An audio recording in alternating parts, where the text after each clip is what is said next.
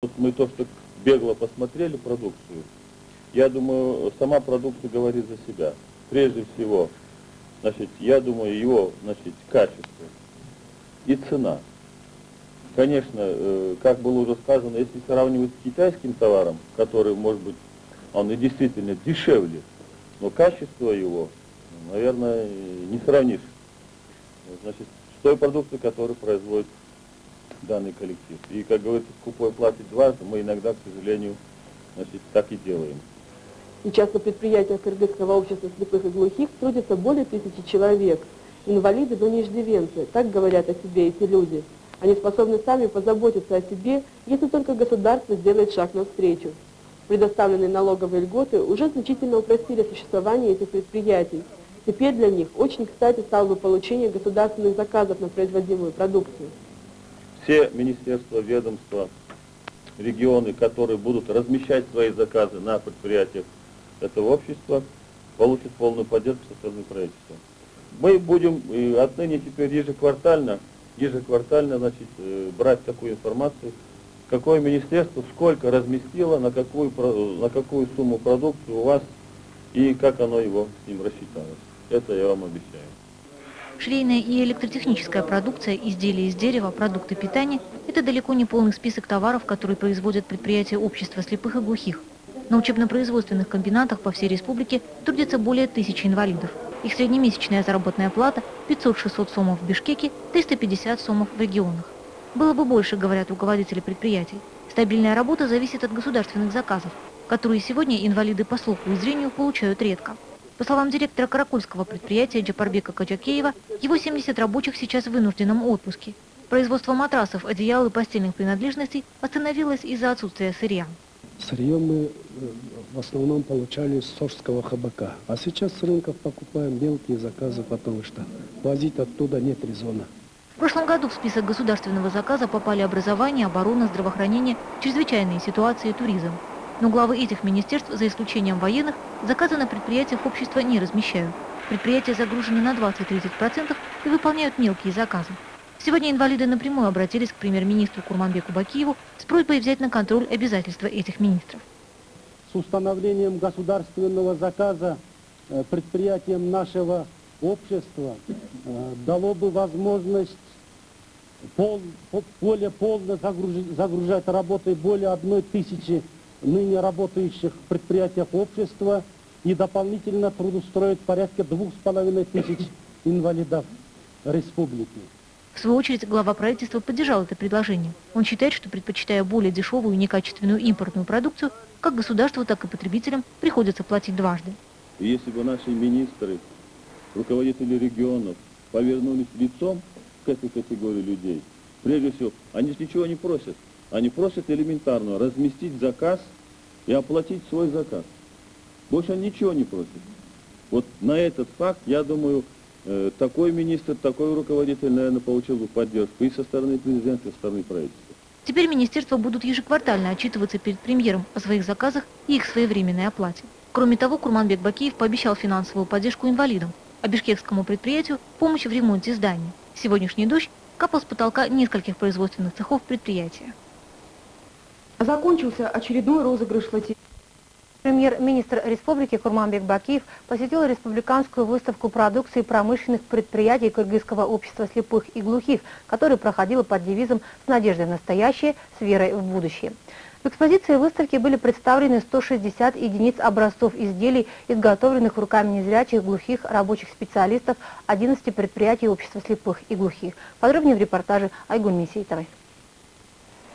На сегодняшний день в 11 учебно-производственных предприятиях Кыргызского общества слепых и глухих трудится порядка 1050 человек, из которых 759 человек инвалиды по зрению и слуху, а это 72,4%. Казалось бы, дела у общества идут нормально. Загруженность мощности предприятий на 20%. Трудоустроенные люди, есть спрос на самые необходимые товары народного потребления, которые, кстати, ни в какое сравнение с китайским ширпотребом не идут. тому же указ президента от 27 августа 2000 года о государственной поддержке предприятий общества в части налогообложения и предоставления льгот позволил работникам предприятия удержаться на плаву и даже вдохнуть новую жизнь в цехах, где пошивается вот это постельное белье, рабочие перчатки, одеяла, изготавливаются фильтрующие элементы для очистки масла на автомашинах и комбайнах, двери, решетки, ученические парты и кухонные столы. Однако все ли так хорошо и легко, как кажется на первый взгляд? Общество, в котором объединены граждане Кыргызстана с ограниченными физическими возможностями, волею судеб обделенные здоровьем, требуется всего ничего. Нулевая ставка по всем видам республиканских, местных, бюджетных и внебюджетных налогообложений предприятий общества, дальнейшее расширение индивидуальных льгот для незрячих и глухих граждан страны и... Мы думаем, с установлением государственного заказа предприятиям нашего общества дало бы возможность более полно загружать работой более 1000 ныне работающих в предприятиях общества и дополнительно трудоустроить порядка 2500 инвалидов республики. Хотя, как заметил председатель правительства, посетивший сегодня первую республиканскую выставку, было соответствующее постановление о размещении госзаказов всеми министерствами и ведомствами, именно на предприятиях общества слепых и глухих документ практически не работает. Единственным заказчиком оказался пока оборонное ведомство, которое уже испытывает фильтры для танков и БМП. Для сравнения, президент общества слепых и глухих Калым Абитакунов привел пример того, как аналогичное постановление работает в соседнем Казахстане и Российской Федерации. И только одно управление железными дорогами Казахстана разместил заказ на $1,5 миллиона. И плюс сейчас министерствами обороны, здравоохранения, образования, соцзащиты, другими, они ведут интенсивную работу по заключению договоров на 2001 год. По Российской Федерации президент господин Владимир Путин провел встречу с руководителями, президентом общества слепых и глухих, с участием ведущих работников правительства Российской Федерации. В этих производственных цехах рабочие с 35-летним, а то и больше стажем получают лишь по 500 сомов в среднем. Хотя именно от размещения госзаказов со стороны ряда министерств и ведомств их заработок мог бы увеличиться вдвое. Поэтому глава правительства отметил, что, похоже, этот вопрос имеет и моральную сторону. Нам нужно еще сделать шаг, смелее размещать заказы на предприятиях Кыргызского общества слепых и глухих. Вот я обращаюсь и к руководителям регионов, всех, значит, областей, районов, которые имеют. Вы видели, у них очень большая сеть, практически во всех областях размещены их производства. Значит, вы от этого не пострадаете, это однозначно. Во-вторых, вы получите поддержку со стороны правительства. Все министерства, ведомства, регионы, которые будут размещать свои заказы на предприятиях этого общества, получат полную поддержку со стороны правительства. Значит, еще я что хотел обратить внимание. Кроме экономической стороны, здесь есть еще и моральная сторона. Если бы даже, я считаю, если бы даже не было госзаказа, если бы даже этого постановления правительства не было бы, если бы наши министры, руководители регионов повернулись лицом к этой категории людей, прежде всего, они же ничего не просят. Они просят элементарно разместить заказ и оплатить свой заказ. Больше они ничего не просят. Вот на этот факт, я думаю, такой министр, такой руководитель, наверное, получил бы поддержку и со стороны президента, и со стороны правительства. Но, несмотря на это, есть постановление правительства, и оно не выполняется. Я думаю, что, значит, данное постановление мы возьмем на контроль, и отныне будем отслеживать его, как он выполняется. И я думаю, то, что сегодня здесь присутствует довольно много представителей различных средств массовой информации, доведут до всех о том, что все-таки надо не только словами, но и конкретными своими делами, поступками делать, значит, то дело, на которое мы с вами призваны. Между тем, по состоянию на 1 января текущего года в целом по республике на учете состоят 9200 инвалидов. Из них по зрению 5500 человек и инвалидов по слуху 3700. Возможно, отдав предпочтение их продукции, мы смогли бы оказать посильную помощь. Не секрет, что успех любого предприятия в полной мере зависит от качества производимой продукции. для чего прежде всего необходимы высококвалифицированные кадры, соответствующее оборудование и налаживание сотрудничества с коллегами других стран. Алеме бүгін өкмөт башчысы республикалық азиздер жана дүлөйлөр коомунун Бишкектеги окуу өндүрүштүк ишканасында болуп, алар туш болгон проблемалар менен жакындан таанышкандан тышкары, аны чечүү боюнча тиешелүү министрликтерге көрсөтмө берди. Тагдырдын жазмышы менен майып болуп калган атуулдарыбызда кандайдыр жардам күтүп отура бербей, эл катары эмне кылып жатканын өзү эле көңүл көтөрө турган көрүнүш.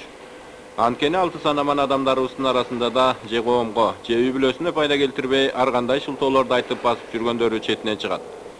Кыргыз өкмөтүнүн башчысы Курманбек Бакиев азиздер жана дүлөйлөр коомунун окуу өндүрүштүк ишканасында болгондо, мындагы кийим тигүү цехинин иши менен таанышып чыкты. Аталган коомдун алдында республика боюнча ар кыл багытта адистешкен 11 ишкана бар. Толук кубаттуулугунда иштей албай жаткан бул ишканаларда азырынча 1000ден ашык майып адамдар иштешет.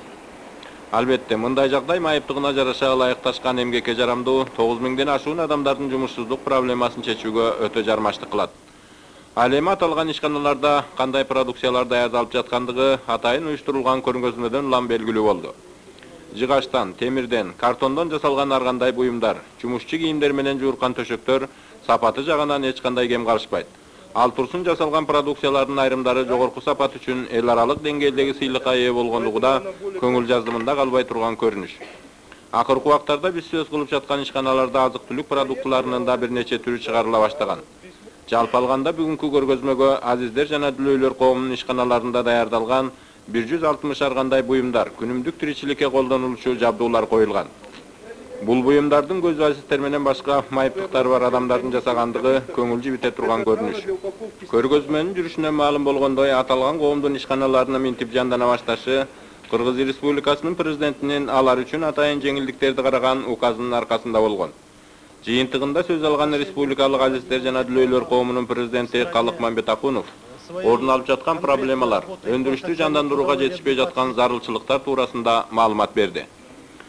Өзгөлөргө жүк болгусу келбей, өз өндүрүшүн жандандырып, катардан калбай иштеп жаткан мындагы адамдарга ыраазычылык билдирген өкмөт башчысы Курманбек Бакиев, президенттин указы менен өкмөттүн токтомун аткарууда айрым бир министрликтер качаңдык кылып жатканын ачык белгилеп, куру сөз менен курсак тойгузуп, кам көргөн тил көрсөтө берүү жарабастыгын баса белгиледи.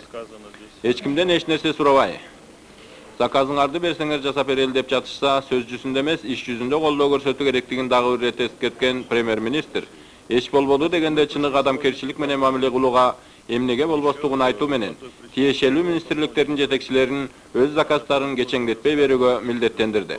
Мындан ары бул боюнча квартал сайын отчет берип туруу жагы тапшырылды жана состоялась первая республиканская выставка продукции, выпускаемой промышленными предприятиями Кыргызского общества слепых и глухих.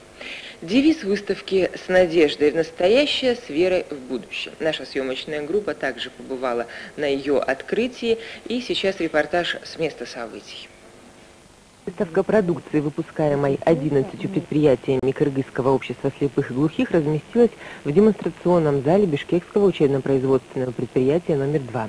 Первыми ее посетителями стали руководители министерств и ведомств нашей республики во главе с премьер-министром Курманбеком Бакиевым. Гости побывали в производственных цехах, где работают незрячие и глухие рабочие, а затем посмотрели уже готовые изделия. 5 швейных предприятий у нас. Каракол, Джалалабад, Ош, Кан и вот Аманкалмак, Бишкекская. Ткань Ошская. Поэтому она более качественная.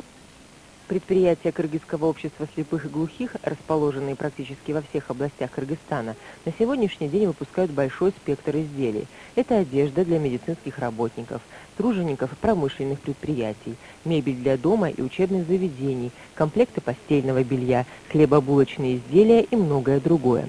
Всего на выставке было представлено более 160 образцов выпускаемой продукции. В настоящее время в нашем предприятии числится 47 человек. Из них 35 это инвалиды по зрению и слуху. Первая и вторая группа. Наше предприятие профилируется на выпуске изделий из поливинилхлорида. Мы выпускаем напольное покрытие, скатерти, поливочные шланги и мешочки разных размеров и обложки для книг. Как сказал директор Токмакского УПП КОС и КОК, свои товары они самостоятельно вывозят на рынки. Другие предприятия заключают договора с соседними республиками. По словам президента Кыргызского общества слепых и глухих Калыха Мабитакунова, в последнее время их деятельность значительно оживилась, благодаря указу президента, который Аскар Акаев подписал в августе прошлого года. Подписанный нашим президентом, глубоко уважаемым Аскаром Акаевичем 27 августа 2000 года указ о государственной поддержке предприятий общества в части налогообложения дал нам возможность оживить производство и организовать сегодня первую республиканскую выставку товаров, производимых на промышленных предприятиях Кыргызского общества слепых и глухих. Однако в настоящее время предприятия общества работают не на полную мощность, хотя их продукция может вполне удовлетворить потребителей по качеству и по надежности. Убедившись в этом, лично премьер-министр Курманбек Бакиев сказал следующее. Было постановление правительства, о котором тоже уже сказано здесь, значит, в прошлом году, где были доведены госзаказ для ряда министерств, значит, образования, оборона, значит, и других министерств. Но это постановление, значит, надо прямо сказать, выполнялось из рук вон плохо. Нам нужно еще сделать шаг, смелее размещать заказы на предприятиях Кыргызского общества слепых и глухих. Вот, если бы даже не было госзаказа, если бы даже этого постановления правительства не было, и если бы наши министры, руководители регионов повернулись лицом к этой категории людей, прежде всего, они же ничего не просят. Они просят элементарно разместить заказ и оплатить свой заказ. Больше ничего не просят. Вот на этот факт, я думаю, такой министр, такой руководитель, наверное, получил бы поддержку и со стороны президента, и со стороны правительства. Но несмотря на это, есть постановление правительства, и оно не выполняется. Я думаю, что, значит, данное постановление мы возьмем на контроль, и отныне будем отслеживать его, как он выполняется. Далее премьер-министр заверил собравшихся, что он лично будет следить за выполнением постановления и сделать все возможное для того, чтобы общество слепых и глухих нормально выживало в этих рыночных условиях. Я со своей стороны постараюсь еще вам, значит, оказать поддержку, насколько это будет возможно в моих силах, и, значит, поддержать прежде всего производство, значит, возможно даже выделением средств определенных, значит. Кроме того, что мы сейчас решили вам помочь, то, что у вас, значит, строительными материалами, там, с цементом, вернее, с шифером и другими материалами. Значит, а руководителей министерств я все-таки прошу повернуться лицом именно к этой категории людей и оказать им всяческую поддержку.